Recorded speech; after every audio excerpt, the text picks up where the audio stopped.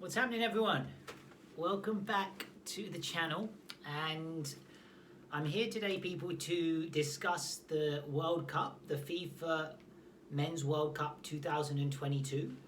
What are my impressions of the situation as it's developed since the last video, the topical issues that have been happening, the matches, the moments, the stories, projecting forwards, how is it all going to unravel in terms of the rest of the competition. So, wow, I'm going to kick off with last night's matches, everyone. So, obviously, we've reached the knockout phase of the tournament. The group phase was incredible, I thought. There was some real drama, especially that third round of matches where we had a few days in a row there where there were a lot of fluctuations in that last match in terms of the two teams that looked like they were going to progress. There was a few different permutations, options about how it would unravel. And yeah, I mean, the most standout one for me was Japan getting through with Spain. So Japan beat Spain. But at one point, Costa Rica were ahead against Germany, and it looked as if Japan and Costa Rica were going to progress at the expense of Spain and Germany, which would have been quite a story. But just focusing on that group, people, I'm actually delighted for Japan because I really love how they play, how this team plays. I just think they're a refreshing, dynamic, tactically very synchronized team where everyone seems to be on the same wavelength in terms of where the passes are going to be, where they need to go into space, who's going to retrieve the ball, which runner needs to make a forward move. So they seem to have everything very well drilled, and I just feel the coach is very clever about how he uses his substitutions. So we've seen a couple of the more exciting attacking players, Mitoma, who plays his football at Brighton, and also Asano, who got the winning goal against Germany. These two guys are often on the bench, and then they come on in the second half. The coach brings them on, and they have an impact on the game. So it's exciting when the coach can just mix it all up and just throw these curveballs in the second half to throw off the opposition. So that was an amazing part of the knockout phase for me, people. And there was also drama with South Korea just about getting in at the end with that last minute goal, courtesy of Chang from the through ball from Son. And that was just incredible. I really loved that goal.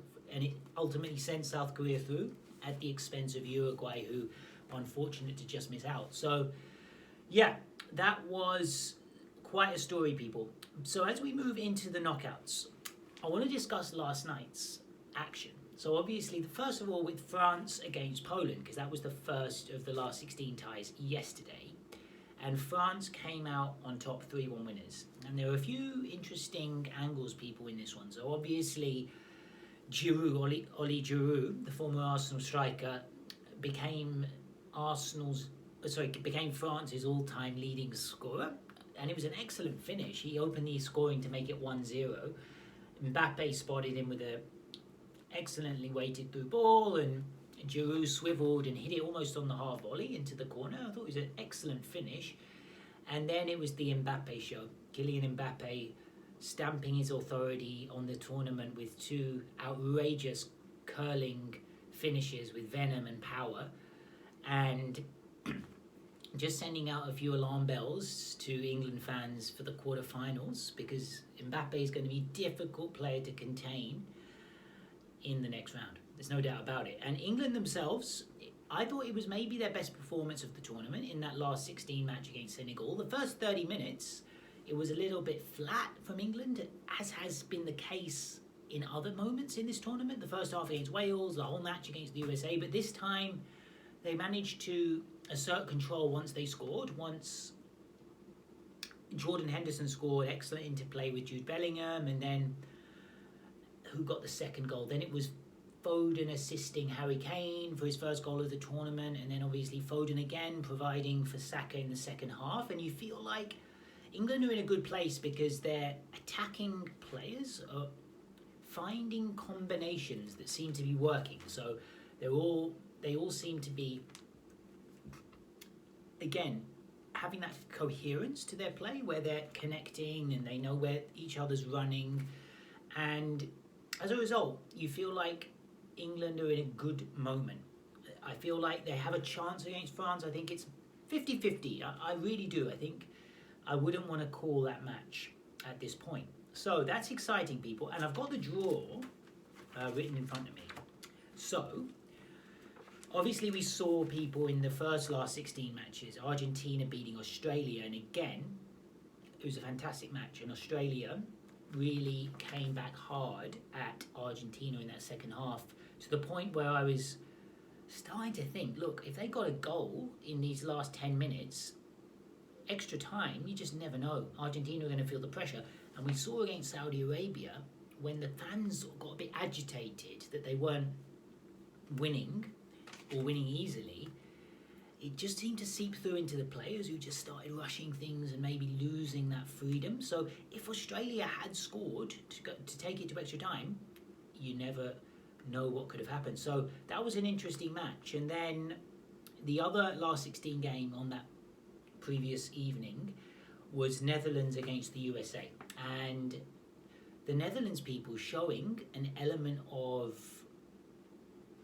notice to the rest of the field, in the sense that they seem to have a very clear understanding of what they do well and what their limitations are, and that's dangerous.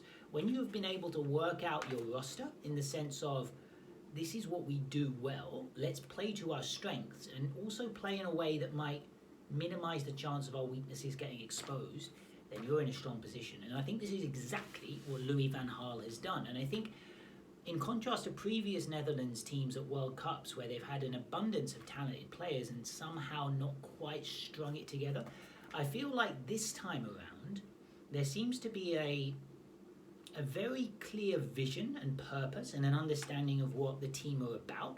And as a result, there's a togetherness, and they are creating opportunities, especially on the counter-attack against the USA, with Dumfries on the right getting a goal, also 2 assists. You've got Depay coming back into form. Cody Gakpo has scored 3 goals at this tournament. So it looks as if the Netherlands are going to be in with a shout of winning this. I really do think so. So the Netherlands are playing Argentina in the quarterfinal. And that brings in today's matches, the top half of the draw. We're going to see Japan and Croatia showdown against one another before Brazil against South Korea. So Japan, Croatia, for me, people, this is a complete 50-50. I can't call this. I'm going to give the edge to Japan just on sentimental grounds, really, because the fact that I've been so blown away and moved by their style of play and how they approach matches and the team spirit, that I just feel that might actually be the difference, the fact that they've got this team spirit. I'm not saying that Croatia don't, but maybe Croatia, there's a feeling of we know what they're about. We've seen them these last 4 to 6 years. They're obviously finalists at the last tournament, and you can never underestimate them, and they have a very strong mentality and an ability to seemingly draw motivation from this underdog tag that seems to get thrown at them. And I think they seem to draw a little bit of a defiant attitude on that sometimes. And they have quality: Luka Modric, Kovacic in the middle, Perisic, Kramaric up front, and they've got know-how. That's why it's a 50-50 call.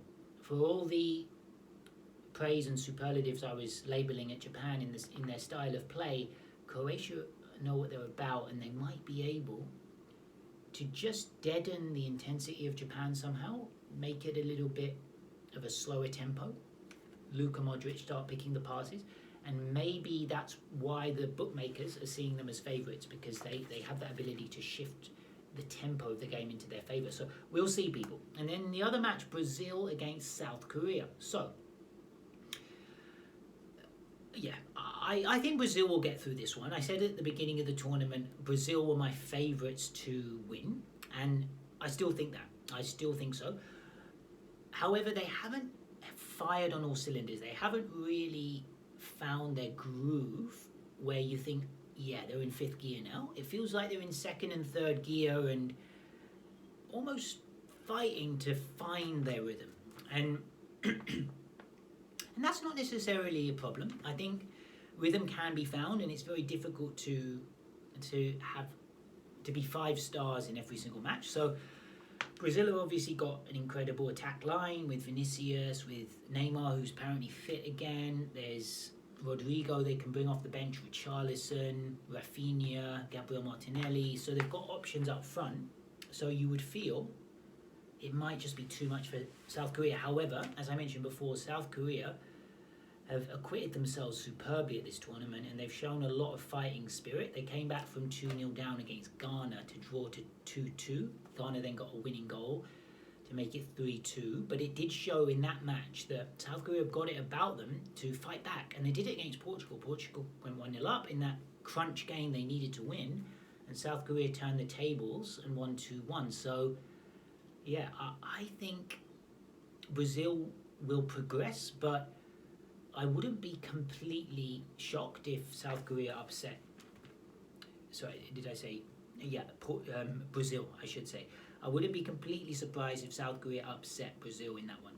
So, but I'm going with the Brazil win. I do think Brazil will progress. And then tomorrow we'll have Spain against Morocco and Portugal against Switzerland. So, Morocco, I've been so impressed with Morocco. They've really been organised. They've only conceded 1 goal at this tournament. Hakimi's looked like a threat at right back. Ziyech seems at home playing in this team as the main man. Yeah, so they have quality, Morocco. I like how they use their possession and bring and orchestrate their passing. But I do feel like Spain maybe just a touch, how to put this, a touch more oiled with how they orchestrate their attacking moves. They're so quick with their interplays. At times it feels like they have a lot of dead possession in the sense that they don't advance it, but they keep the ball so well, so technically sound that maybe they will wear down Morocco. So I'll go with a Spain victory there.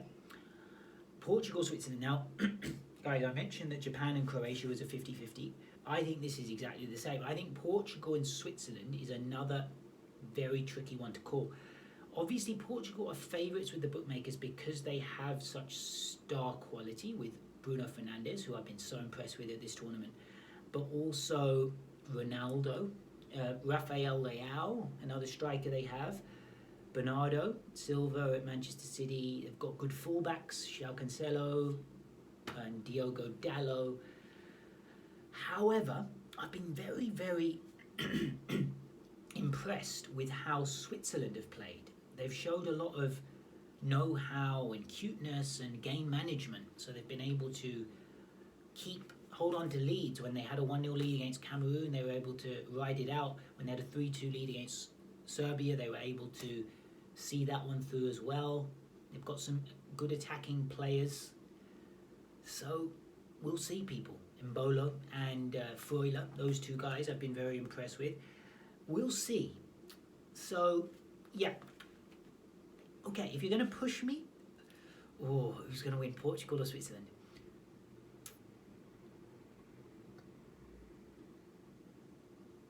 That for me is maybe the hardest one to call.